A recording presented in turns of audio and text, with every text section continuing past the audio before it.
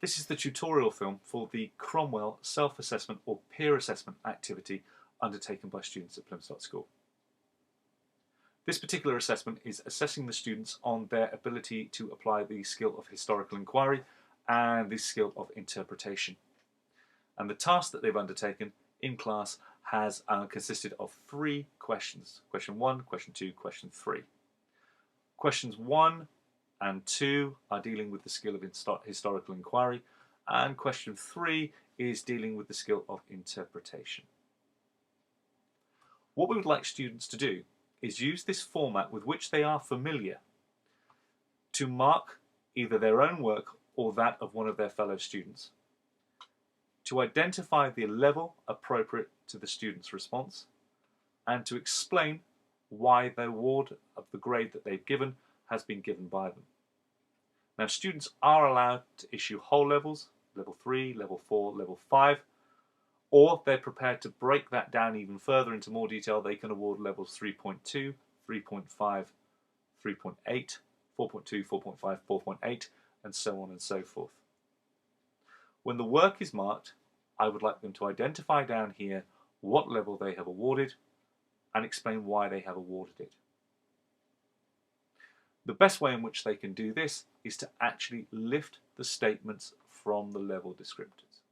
So, for example, a level 4 has been awarded because the student has provided facts. There is example of quotes provided in the answer, and I can identify examples of evidence.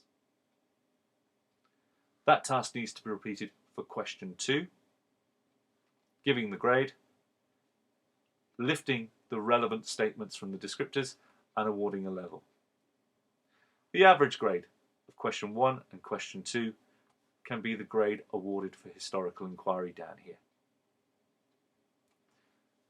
Please note that question 2 provides the opportunity to stretch to level 6, whereas question 1 only provides the opportunity to stretch to level 5. As you can see, the questions rise in the level of challenge. How do sources A and B disagree about Cromwell? Why do sources A and B give different impressions about Cromwell? The why questions being higher order thinking than the how questions. Question 3, again, awards up to level 6. Students have to identify the most useful of the sources that they've been provided with and explain their reasons why. This is the most challenging question of all, and this is the question for the interpretation skill. Again, underneath, award the appropriate level, use the words in the level descriptors, and explain why the choice of level has been awarded.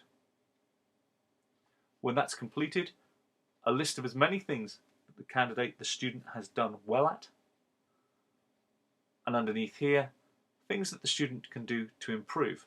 Now, obviously, the easiest way to do this is to look at the level that the student has achieved and be guided by the requirements of the next level up.